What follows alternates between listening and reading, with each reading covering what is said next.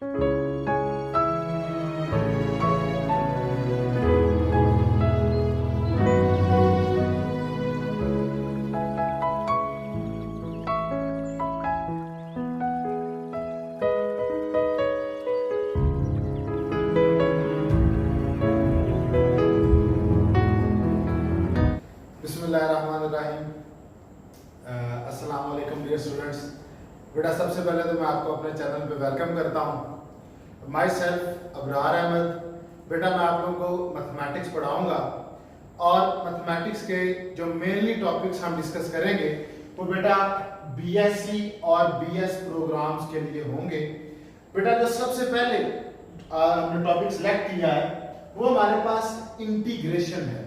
तो बेटा ये इंटीग्रेशन का बड़ा इंपॉर्टेंट टॉपिक है और बहुत सारे स्टूडेंट्स जो है वो इस टॉपिक के बारे में कह रहे थे, तो इसलिए बेटा सबसे पहले जो टॉपिक सिलेक्ट किया गया है वो इंटीग्रेशन का है। तो बेटा ये टॉपिक वैसे तो डिफरेंट हर बुक में मौजूद है, लोकल ऑथर्स में भी मौजूद है और इंटरनेशनल बुक्स में भी मौजूद है, लेकिन इसके लिए जो हम रेफरेंस बुक यूज करेंगे वो बेटा रेफरेंस बुक हमारे पास कैलकुलस बाय एसएम यूसुफ जो है वो यूज होगी। उसका बेटा चैप्टर नंबर 4 जो है वो इंटीग्रेशन का है।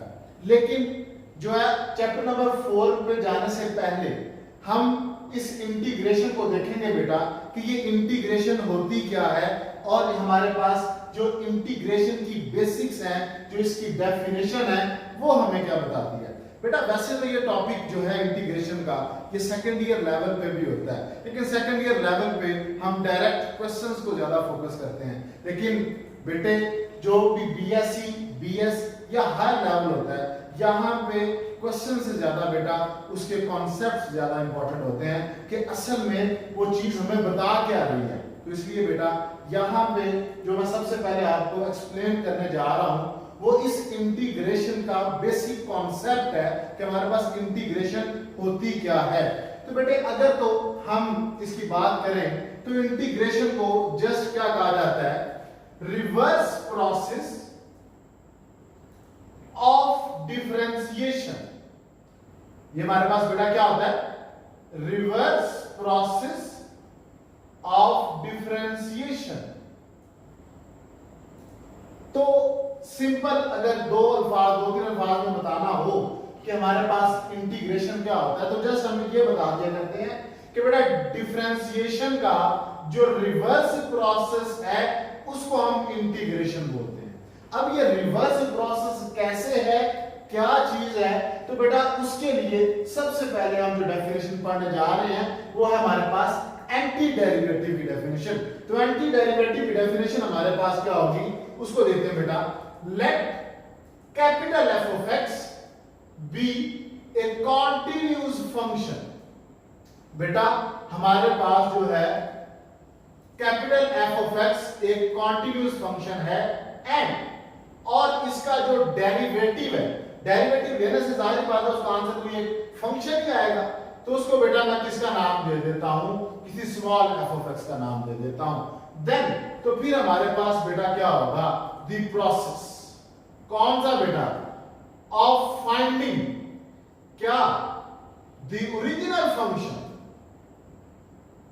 कौन सा ओरिजिनल फंक्शन बेटे, the original function capital F of x of its derivative small F of x is called anti derivative. तो इसका मतलब बेटा हमारे पास एंटी डेरिवेटिव जिसकी हम डेफिनेशन की बात कर रहे हैं, एंटी डेरिवेटिव की डेफिनेशन वो हमारे पास क्या होगी, let F of x be a continuous function. हमारे पास कोई भी कॉन्टिन्यूस फंक्शन है उसको हमने कैपिटल एफ ऑफ एक्स का नाम दे दिया और फिर मैंने बताया बेटे कि उसका जो डेरिवेटिव है उसको हमने किसके इक्वल कहा, स्मॉल एफ ऑफ एक्स के इक्वल। मतलब डेरिवेटिव लेने से जो आंसर आएगा वो स्मॉल एफ ऑफ एक्स के इक्वल। तो अब अगले प्रोसेस की बात करते हैं, एंटी डेरिवेटिव की बात करते हैं बेटा। तो वो क्या होगा, ये एक ऐसा प्रोसेस है, कौन सा, of finding the original function. अब इसमें ओरिजिनल फंक्शन से क्या मुराद है, कैपिटल एफ ऑफ एक्स। जो हमने बात की थी कि जिस कैपिटल एफ ऑफ एक्स का डेरिवेटिव लेने से हमारे पास स्मॉल एफ ऑफ एक्स आया था, तो अगर हमारे पास उस स्मॉल एफ ऑफ एक्स से हम capital F of x find करने का जो प्रोसेस है वो एंटी डेरिवेटिव कहलाएगा। तो अगर बेटा मैं आपको इसे बताऊं, एक तरफ बेटा मैं यहां पे लिखता हूं कैपिटल एफ ऑफ एक्स और यहां पे मैं लिख देता हूं स्मॉल एफ ऑफ एक्स, और यहां पे बेटे मैं लिख देता हूं डेरिवेटिव और यहां पे मैं लिख देता हूं एंटी डेरिवेटिव। तो इसका मतलब बेटे अगर मेरे पास कोई कैपिटल एफ ऑफ एक्स है, उसका डेरिवेटिव लिया तो स्मॉल एफ ऑफ एक्स है, जैसा कि हमने यहां पे लिखा हुआ। और दूसरी तरफ बेटा अगर मेरे पास स्मॉल एफ ऑफ एक्स है और उसका जो एंटी डेरिवेटिव लूंगा तो वो मेरे पास क्या आएगा, एफ ऑफ एक्स आएगा। तो इसका मतलब बेटा ये डेरिवेटिव और एंटी डेरिवेटिव नाम से ही जाहिर है कि अगर आप किसी फंक्शन का डेरिवेटिव लेते हो एक और फंक्शन आएगा, वापस अगर आप ओरिजिनल फंक्शन की तरफ जाना चाहते हो तो उसी का आप एंटी डेरिवेटिव लोगे तो आप अपने उस ओरिजिनल फंक्शन की तरफ आ जाओगे। तो अब बेटे ये तो डेफिनेशन पढ़ी है हमने एंटी डेरिवेटिव की, तो अब इससे अगली बात करते हैं और एक और डेफिनेशन बेटा हम देखते हैं, और उस डेफिनेशन के बाद फिर हम अपने इस इंटीग्रेशन की बात करेंगे। तो वो डेफिनेशन जो है वो हमारे पास क्या है, वो है इनडेफिनेट इंटीग्रल।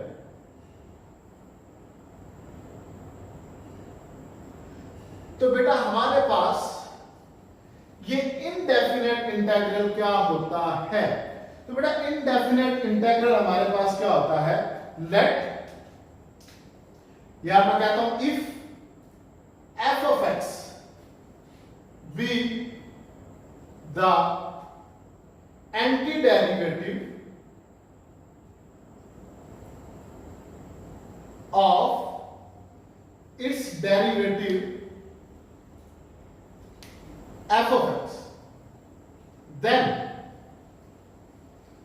the expression कौन सा बेटे, capital F of x plus c is called indefinite integral. Indefinite integral, तो इसका मतलब ये हुआ कि भाई हमारे पास ये जो f of x था, ये f of x हम उसको एंटी डेरिवेटिव कह सकते हैं। किसका एंटी डेरिवेटिव कह सकते हैं, किसी भी फंक्शन f of x का जिसका पहले से डेरिवेटिव लिया हुआ था। लेकिन हम इसको इनडेफिनेट इंटीग्रल या इंटीग्रेशन के सेंस में तब लेके आएंगे जब हम क्या करेंगे बेटे, हम उसके साथ कोई अननोन कांस्टेंट इन्वॉल्व करेंगे। तो बेटे जब हमारे पास किसी भी उस एंटी डेरिवेटिव में हम कोई अननोन कांस्टेंट ऐड कर देंगे तो हम बेटा उसको किसका नाम देंगे, वो हमारे पास इनडेफिनेट इंटीग्रल बन जाएगा। जैसे नाम से जाहिर है बेटा इनडेफिनेट। इनडेफिनेट का मतलब क्या है कि एक ऐसी चीज जिसके बारे में हम कंफर्म बता ही नहीं सकते। उसकी वजह कि c क्या है, ये अननोन कांस्टेंट है, इसकी वैल्यू 1 हो सकती है, 2 हो सकती है, 3 हो सकती है, ये पॉइंट में हो सकती है, ये फ्रैक्शन में हो सकती है, किसी भी तरह का मेरे पास ये कोई भी रियल नंबर बेटा हो सकता है। तो चूंकि मेरे पास ये एक अननोन कांस्टेंट इन्वॉल्व है, इस वजह से मुझे इसके एग्जैक्ट आंसर का भी नहीं पता चलेगा। तो इट मींस दैट इसको मैं बोलूंगा कि ये मेरे पास एक इनडेफिनेट इंटीग्रल है, ये मेरे पास एक बेटे इनडेफिनेट इंटीग्रल है। अच्छा बेटे, तो ये हमारे पास होता है इनडेफिनेट इंटीग्रल। अब हम देखते हैं कि इनडेफिनेट इंटीग्रल को डिनोट कैसे किया जाता है। तो इट इज डिनोटेड बाय देखिए बेटे f of x dx is equal to f of x plus c। अब इसमें हमारे पास ये क्या है बेटा, ये हमारे पास होता है इंटीग्रल साइन, और इस f of x ये हमारे पास बेटा जो जिसकी हम इंटीग्रेशन करने जा रहे हैं स्मॉल f of x, ये बेटा हमारे पास इंटीग्रैंड कहलाता है।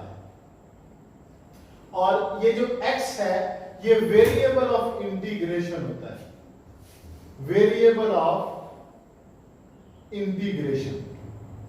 और ये f ऑफ x आपका एंटी डेरिवेटिव, और ये c जो है ये हमारे पास क्या होता है, ये कोई भी अननोन कांस्टेंट या कांस्टेंट ऑफ इंटीग्रेशन, हम इसे कांस्टेंट ऑफ इंटीग्रेशन या एनी आर्बिट्रेरी कांस्टेंट, दो तीन नाम है जो मध्यम नाम दे सकते हैं, कांस्टेंट ऑफ इंटीग्रेशन या आर्बिट्रेरी कांस्टेंट। तो ये हमारे पास बेटा किसी भी इनडेफिनेट इंटीग्रल को हम इस तरह से बताते हैं। अब बेटा यहां पे एक बात माइंड में आती है कि ये हम अननोन कांस्टेंट जो c, ये जो हमारे पास आर्बिट्रेरी कांस्टेंट है, हम इसको ऐड क्यों करते हैं। तो बेटा हम नेक्स्ट लेक्चर में जो है वो इस बात को डिस्कस करेंगे कि हम जब भी कोई इंटीग्रेशन या इनडेफिनेट इंटीग्रल की बात करते हैं, क्योंकि हम इसको इनडेफिनेट इंटीग्रल कह ही इसलिए रहे हैं कि ये हमारे पास डेफिनेट नहीं है, इसमें unknown constant arbitrary constant involve है।